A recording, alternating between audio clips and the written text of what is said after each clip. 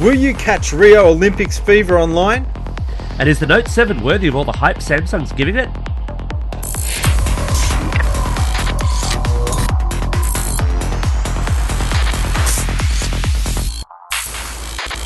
Vertical Hold is proudly brought to you by Alcatel.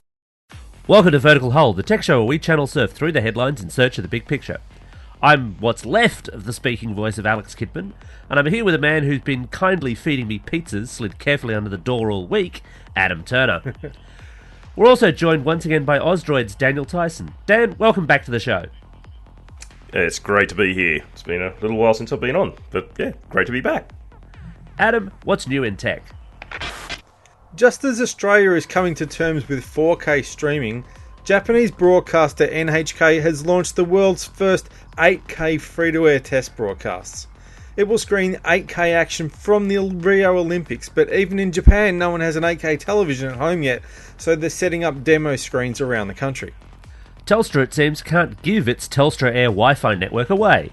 It's once again extended its free offer for Telstra access to mobile and broadband customers through to March next year. Although, we've got to wonder how you can call it a free offer when it's never actually charged any money for it anyway. Microsoft's Hololens augmented reality headset is finally available for anyone to buy.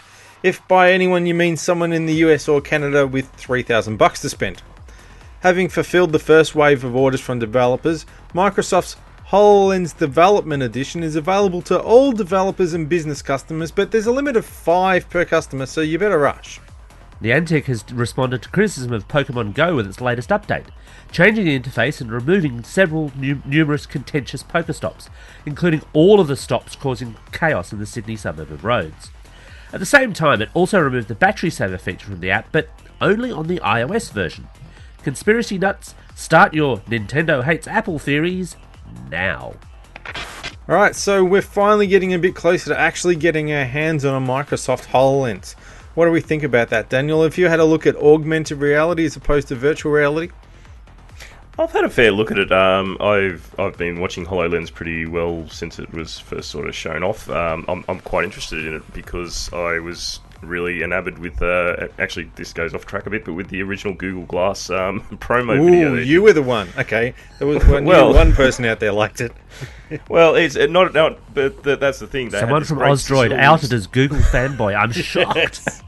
You should all be shocked. But yeah, the original Google Glass video that they released was very much an augmented reality thing, and then they actually released Glass, which was nothing like it. Yeah. So ever since then, I've been looking to the future to see what's actually going to fulfill that video for me, and it's either going to be HoloLens or maybe even something even further down the track, which is that Magic Leap that someone's got. I think Google's got a sort of hand in as well. So yeah. I'm interested to see what HoloLens does. Yeah.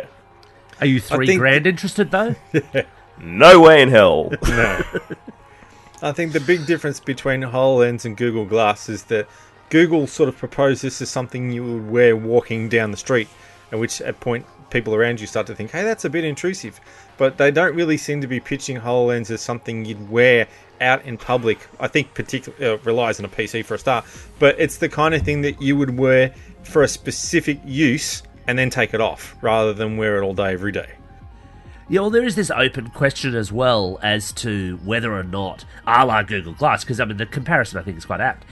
At this stage, it's still in that very high cost, we want to attract all the developers and make the killer features that will make it a must-have piece of tech. It's really interesting, you know, for us, because we're very into technology and the future prospects of it, but it's still ridiculously expensive. But it's also one of those things that could well be just another Microsoft unicorn that it says, well, we spent some money on this and we've got some patents and some position in this market if it ever matures, but actually, no, we're going to back off from this because nobody yet quite knows what to do with it. Yeah. Dan, what would you do with a HoloLens? Probably use it for about a week and then stick it on the shelf. Next to your Google Let's just be Glass. honest. Yeah. Exactly. That thing's been sitting on a foam bust for about a year now, so yeah.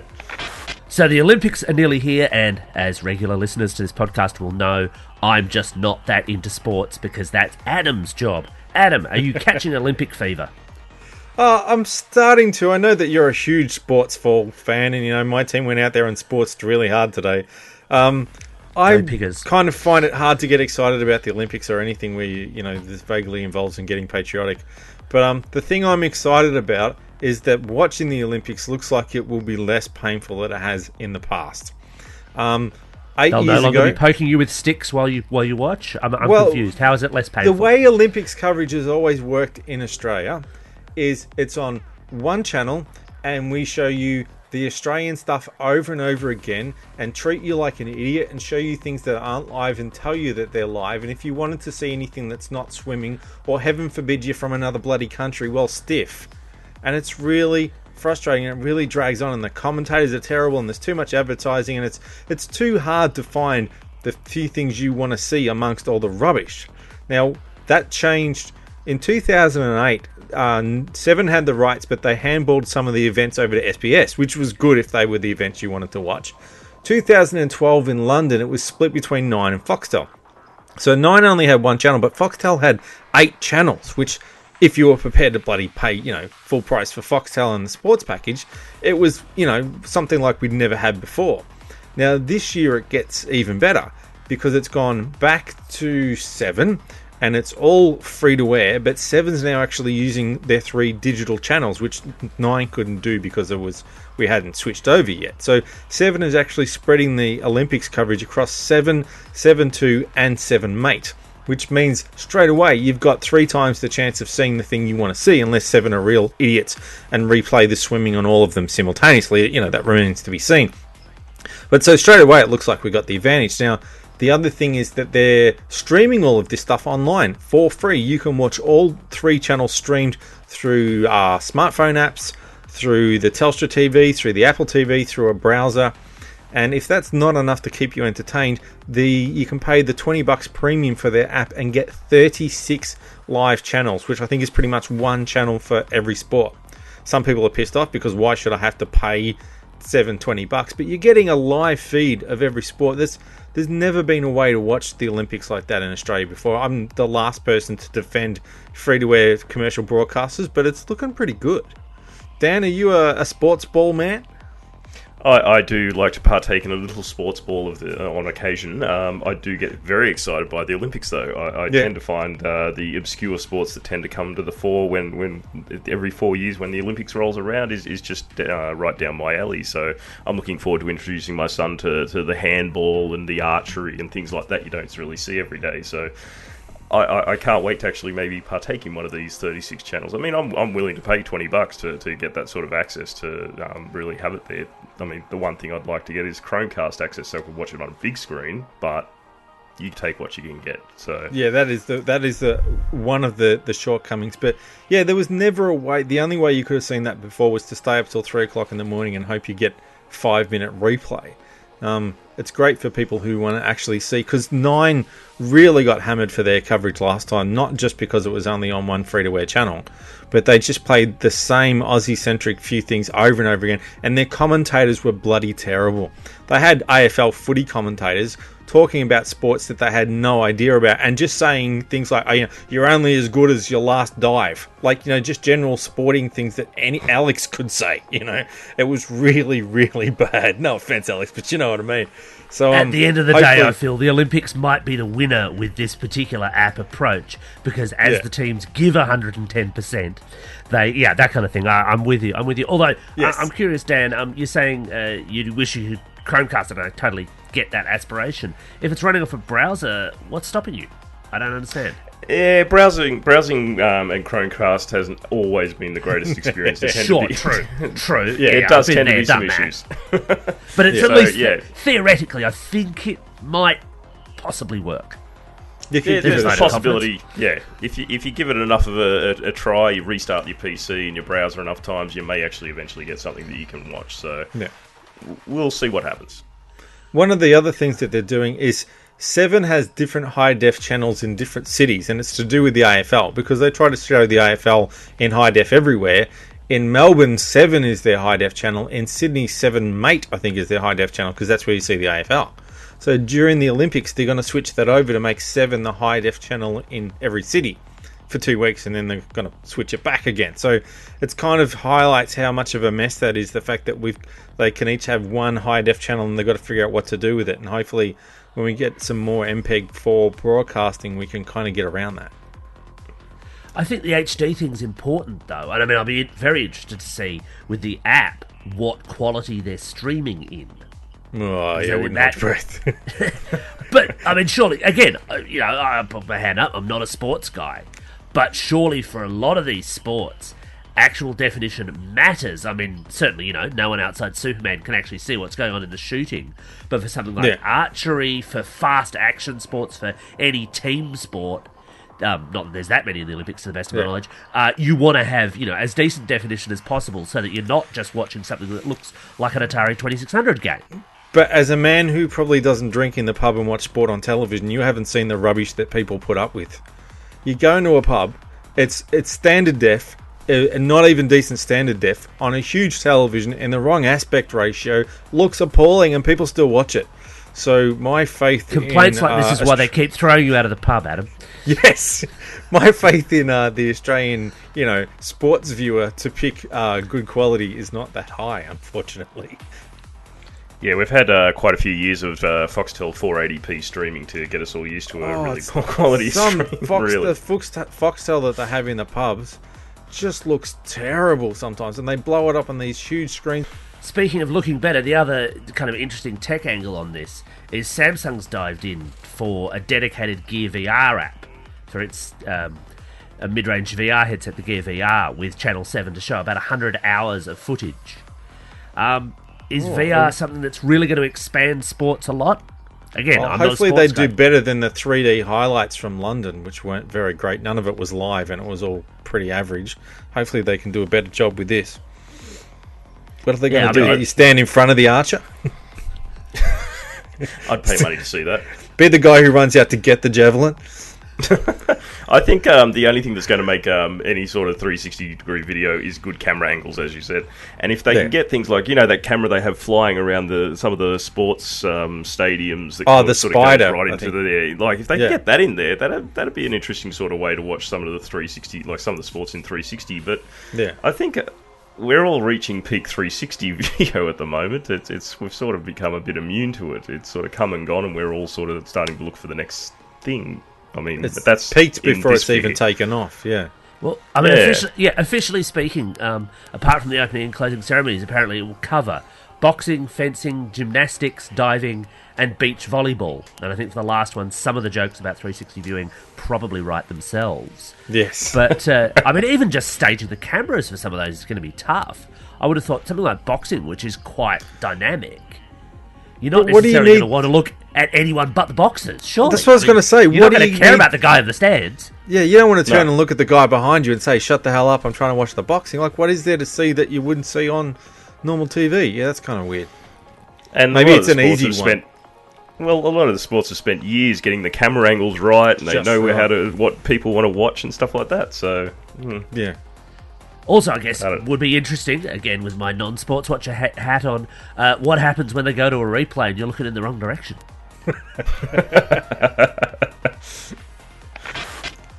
Alright, so gentlemen, Samsung have unveiled the Note 7. What do we think? Well, I don't know if unveiled's the right word, and I mean, Dan, I know you cover this as much as I do.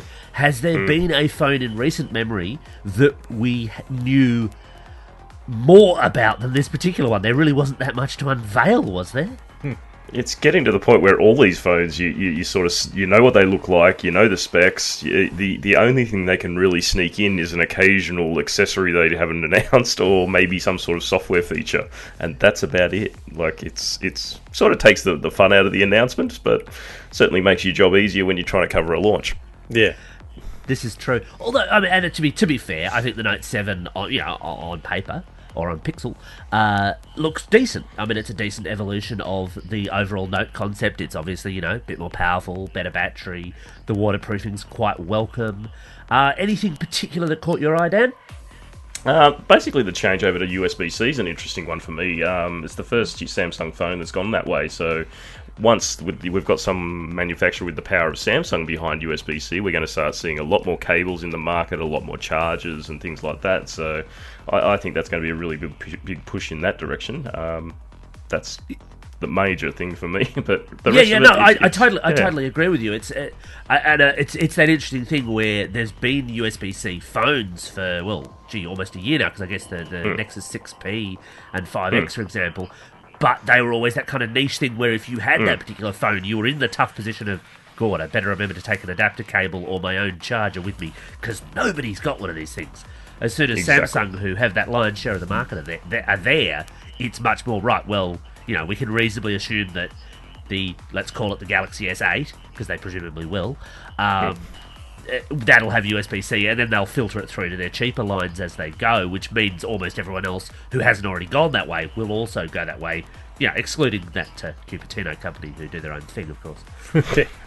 Is this another one of those phones with the weird curve edge on them? Yes, it is. It's got the dual edge, curved edge display, so quad HD resolution, so that's the 2560 by 1440. I don't know, we're probably going to see this one announced as a Google Daydream phone down the tracks, but... that's their augmented reality stuff, or their virtual reality. No, virtual reality, That's their virtual reality stuff, yeah. But this curve edge, has anyone come up with a good use for it yet? Not even Samsung has. Their edge panel display thing is really sort of just one of those tack-on things. I use it for about 5 minutes every time I get one of these phones, and then just turn it off. I just don't use it. It looks nice in product photos. Yeah, they've been mucking around with this for a couple of years, and they're yet to come up with a really good, compelling use case for it that you can't already do in Android in an easier fashion. It's a nice design note, but as an application launcher or a quick launcher, it's not even reliable enough. Even if you do leave it on, I find myself, if I think, right, I'm going to use this for a bit, I find myself kind of jabbing at the side of the screen going, work, you little sod, and it doesn't, and then it finally does, or it does at the wrong time. And it's just, it's a bit of an annoyance. They're also the first phone, though, the first mainstream phone to market with retinal scanning. The future is here. Phones can read our eyeballs. But, is this a great moment in computer security or a tinfoil hat moment? How close do you have to put it to your eye before it can read your eye? You jab the entire phone into your eye, Adam, that's what I'm wondering. To take the reading. Like, do you put the camera right up to your eyeball or what? The initial reports are actually pretty good. I was talking to one of the guys from New York who had hands-on time with it, and he said it was really actually quite fast. There was one writer that says if you got glasses on, then you're going to have problems. You may just need to lift the glasses up for it to work. But basically, just a quick glance in that direction was about all you needed to actually get it up and running. So I'm thinking they've actually done a pretty good job. But generally with Samsung stuff, you always like to look at the second gen. So yeah. Although this has been a technology that's been a while in the baking. I mean, at Mobile World Congress last year, Fujitsu showed off their concept Android phones, and I had a bit of a test with those, and I am a glasses wearer. And once you'd done the initial scan, sans glasses, it was fine, and it was, to fully answer your question, Adam, it was handheld distance. It was the kind of distance you would hold it. It was fine to actually do the scanning. That worked just fine and reasonably quickly. And all the reports I've read have mirrored what Dan just said, that it seems to work fairly quickly. But the devil will be in the detail and being able to actually live with it for a while and work out when I'm out and about, does it work? Does it work late at night? All these kinds of things. But it's just another way in as well. Of course, the other thing with the Note is that it's got Note in the name, so this thing still has the S Pen. And look, I'll quite happily say, the previous past couple of generations of Notes, I've really liked them as phones, but the S Pen, once I've done a few practice doodles and worked out I'm rubbish at art, tends to just sit in its holster. Any other thoughts on that? Has it finally hit maturity now that you can use it to translate things and create animated GIFs with it? I mean, we're looking at the 6th version of the Note to hit the market. They famously skipped the Note 6, so it's still waiting for that. They've had an SDK out for years for third-party developers to create apps for it, and you still don't see that real killer app created yet. So it's one of those things that, like you, I sort of use it. I'll do, okay, cool, you can do screenshots, you can annotate them and do stuff like that. I will occasionally pull it out to do that, but for the rest of the time, I don't use the air control or anything like that to sort of do anything else with it. So, I think it's one thing they're really doing as a differentiator, and I know some artists that do use it, but for the everyday Joe, it's just not that sort of big a deal as far as I know. Yeah, although I'd actually, to be fair, I did have a builder working for me who had a Note and used it. He would take photos of things and then sketch pieces out of them, which I thought was kind of cool. But he admitted it was one of those weird little edge cases where he thought, I want a really big phone. Oh, it's got a pen in it. Oh, that's something I could do. I don't think Samsung thought, right, we're going to target the trading market. He'll probably be very happy that it's waterproof, though. That will definitely be a big plus. I mean, the IP68 protection is a really big sort of seller these days. I mean, Sony did it for quite a while, and I know people who just swear by their Sony phones for that reason alone. So Samsung introducing it on the Note after they did it on the S7 is great for Samsung, and I think they'll see a few people sort of get excited about it. So, yeah, waterproofing the pen, I guess we can go underwater now. Yeah, underwater Notes. Although, in excitement terms, and speaking for the S7, one of the big things they did to hype that was, of course, they gave away free Gear VR for pre-orders, and in fact, for some orders after that, to try and hype the market up. There's a new Gear VR, because this one's USB-C, and slightly bigger screen, of course, but you're not getting it for free with the pre-orders this time. You're getting a memory card. Do you think that's going to make a big difference to the number of people who are going to go nuts for this thing? Yeah, the actual headset is getting quite cheap. You can find them around the place for about $100. So I don't think they're going to be. It was that big a deal. Like, a lot of people actually ended up. If you went on eBay after the initial flurry of sales, there was a lot of Gear VR headsets on there to buy. So I think their choice to go with extra memory on the thing sort of enhances the fact that they've brought back the micro SD card on the Note 7, and it basically just gives people 256 gigs of extra storage on top of the 64 they get inside the phone. So, I mean, that's a lot of local storage. Makes it a beast of a phone in terms of storage, it's true, yeah. Yeah. So, I mean, my only sort of question was why they didn't sort of go for their new universal flash storage that they sort of announced a couple of months ago, and went for micro SD rather instead. So, I don't know. Compatibility, I guess, is the big thing there, but... Yeah, well, they sort of they want to push their own sort of ecosystem and people locking people in sort of thing quietly, but it's... So they have copied something from Apple. Or in this case, Sony, their own obscure storage format. Oh, yes, That's a very Sony Sony the worst. Yes, memory sticks. Yeah, but I mean, the UFS, that was sort of what everyone was actually expecting for the Note 7, because they said that they were working on a dual UFS / micro SD card reader, so everyone was sort of expecting that to come on the Note 7. So it's interesting that they've gone for just the micro SD. Well, we'll see what happens on the S8 or the S9 if they decide to skip a generation. Indeed.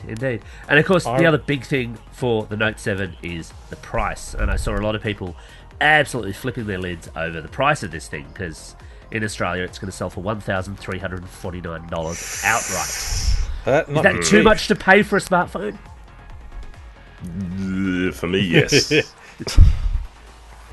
I mean, it's nice, but if I was going to get one, I'd certainly look at getting one on contract to sort of space that out. I mean, you can certainly go into like Harvey Norman or JB Hi-Fi and get it on interest-free, but you're still looking at a phone that on 2 years, that the warranty, unless you can sort of push that Australian consumer law angle, is really only a 12-month warranty. So it's a lot of money to invest in a phone.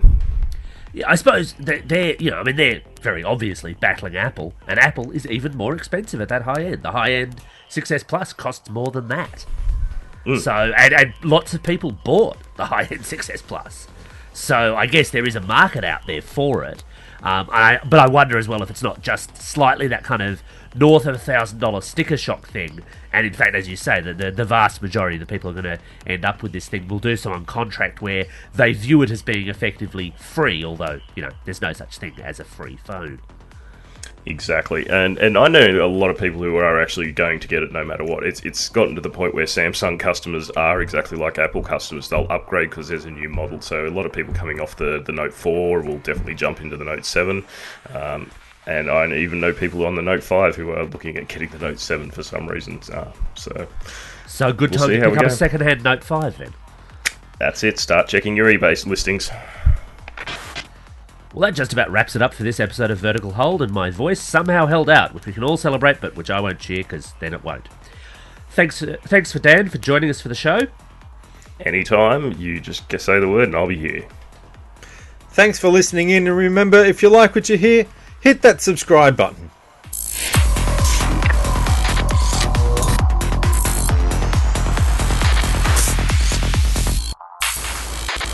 Vertical Hold is proudly brought to you by Alcatel.